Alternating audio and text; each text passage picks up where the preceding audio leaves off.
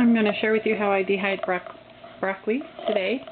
I got 2 cases of this lovely washed cut broccoli from our local food bank. They had overages, and sometimes they'll call me and have me dehydrate some for them, and I get some in the process, so it's pretty awesome. Anyway, it's all pretty fresh. It's washed. Everything looks really good. Like you can see, this one looks great. Nothing's wrong. Some of them have a little bit of age on them, so what you would do is you just cut that off, and it gets to that point, and then it looks like this, and so then I cut the stalk off, because the stalks get really hard when they're dehydrated. And then they look like this, and then I cut them into little pieces like this, and then those I use for stir fry, and I freeze those. And I'll do freezing broccoli in another video, so check that one out. Also, I blog about this on my blog. The secret is gratitude.com, and you can type broccoli in the search box at the bottom of the page and see more about this. Then once they're cut up like that, I just take my clean hands and break them down. Put them pretty thin like that. Make sure they're not doubled up. You want them in nice florets, not too big or they take too long to dehydrate. And then you dehydrate them for about 24 hours on about 135 degrees. And with this many trays, it's going to take a little bit longer, and I'm going to have to rotate the trays and flip them.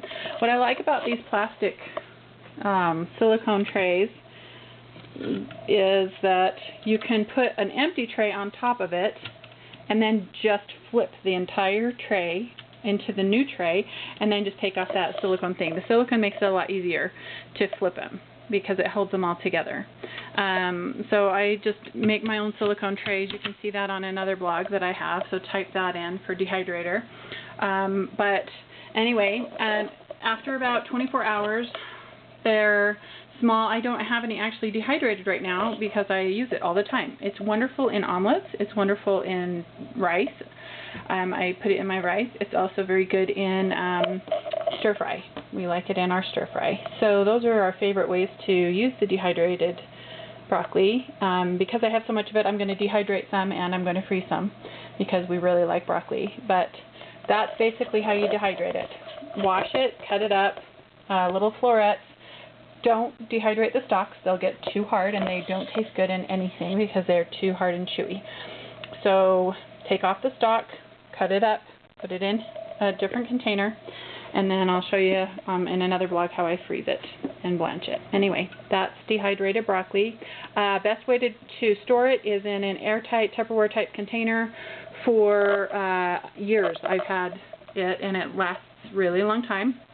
My favorite dehydrators, you can check out my blog and my videos about that, but it's the Nesco because you can add trays and stack them. That's why I have a smaller one and a larger one. And you can continue to use the trays if the dehydrator goes out. And I've gone through several of these dehydrators, but they're cheaper than the other ones, and I can stack them and I can do leafy things without them falling off the trays. And anyway, check out my other blogs and my other videos about that, my comparison of dehydrators, if you want to know more about that. But that's broccoli, and it stores for years as long as it's in an airtight sealed container, because moths and other flying bugs can get in them if they're not in an airtight container. So sometimes I'll actually Ziploc bag them and then put them in an airtight. And my favorite storage is Tupperware for that because it has the lips that keeps any kind of moth or flying insect out. Hope you enjoyed this.